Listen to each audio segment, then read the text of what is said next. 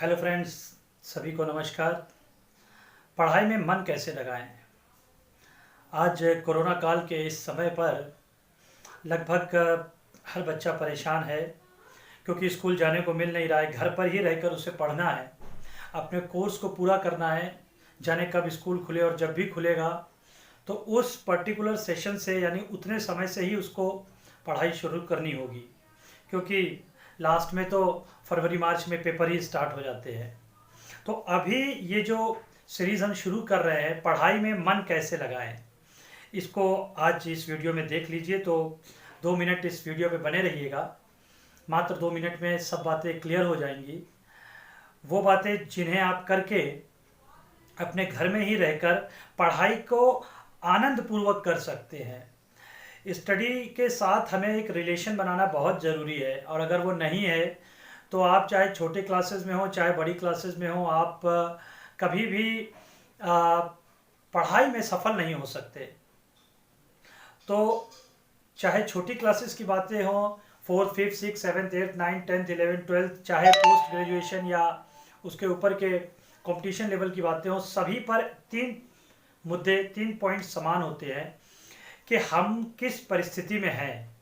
यानी कि पहला पॉइंट मेरा ये है कि हम चाहे घर पे हो तो घर की परिस्थिति अलग है, समाज की परिस्थिति अलग है, स्कूल की परिस्थिति अलग है, और इन सारी परिस्थितियों का कलेक्टिवनेस, इनका एक जोड़ हमारे मन की परिस्थिति में, हमारे मन के द्वारा हम पर परिलक्षित, यानी कि एक रिफ्लेक्शन। हर समय जो मन हमारा विचारों से भरा हुआ है, जिस प्रकार के विचारों से भरा हुआ है, उस पर आकर ठहर जाता है। तो यानी कि हमारे मन में जिस प्रकार के विचार हैं, भाव हैं, सेम टू सेम वही रिप्रेजेंट हम कर देते हैं पढ़ाई करते समय, या फिर ये कह सकते हैं कि उसी भाव दशा से हम पढ़ पाते हैं। तो 3 पॉइंट्स याद रखने हैं। सबसे पहला पॉइंट है कि भार को हटाएं। यानी ये जो परिस्थितियों, खासकर परिस्थितियों में आप सकारात्मक परिस्थितियां भले ना देख पाए, वैसे तो देखनी ही चाहिए, लेकिन नकारात्मक परिस्थितियों के भार को हटाएं। यानी अपने विचारों को थोड़ा सा, उन विचारों पे ये ध्यान दें कि क्या मैं सिर्फ और सिर्फ समस्याएं ही देख रहा हूं? नहीं, मुझे समाधान देखना है, क्योंकि अंततोगत्वा फाइनली समाधान से ही मतलब है। दूसरी चीज जो बहुत महत्वपूर्ण है वो है अपने गोल्स को शॉर्ट टर्म करें। हम 7th में हैं और हम 10th के बारे में सोच रहे हैं, हम 12th में हैं और हम कंपटीशन लेवल के बारे में सोच रहे हैं। नहीं, अगर हम 12th में हैं तो पहले तो मुझे 12th पास करना है ना, and with good marks, good aggregate. और उसमें भी गुड एग्रीगेट जिस पे मैं बात ही कर रहा हूँ, ये पूरी सीरीज ही केंद्रित है कि पढ़ाई के साथ एक रिलेशनशिप पैदा हो, एक संबंध पैदा हो, एक सामंजस्यता, एक कॉम्बिनेशन, एक प्रकार का। आपको पढ़ाई को एंजॉय करना चाहिए। We must enjoy our studies. तो दूसरा पॉइंट ये हो गया कि अपने गोल्स को शॉर्ट टर्म करें। अगर मैं इस क्लास में हूं तो मुझे इस क्लास में अच्छा करना है, इस क्लास के स्टडीज को इस तरह से समझना है, सिलेबस को, कि मुझे आगे आने वाले क्लासेस में उसका फायदा उठा सके। ये नहीं कि हमने एक क्लास पढ़ा और फिर भूल गए।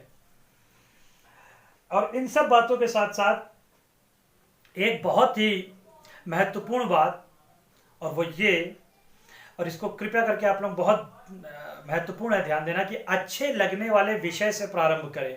होता क्या, जब भी पढ़ने बैठते हैं तो हम अगर गलती से वो विषय जो हमें कठिन लगते हैं या जो हमें कम कठिन लगते हैं उनसे आरंभ करते हैं तो जल्दी ही बोर हो जाते हैं।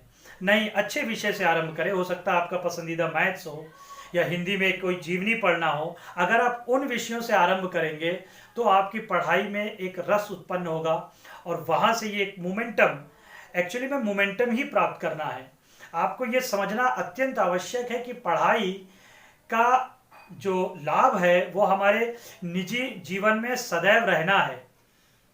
तो ये 3 पॉइंट्स, भार कैसे हटाएं, यानी भार को हटाना है, विचारों को तनाव मुक्त रखना है। दूसरा पॉइंट, गोल्स को, उद्देश्यों को शॉर्ट टर्म रखना। और तीसरा, अच्छे विषय जो आपको लगते हैं उसके साथ पढ़ाई को अपनी आरंभ करें।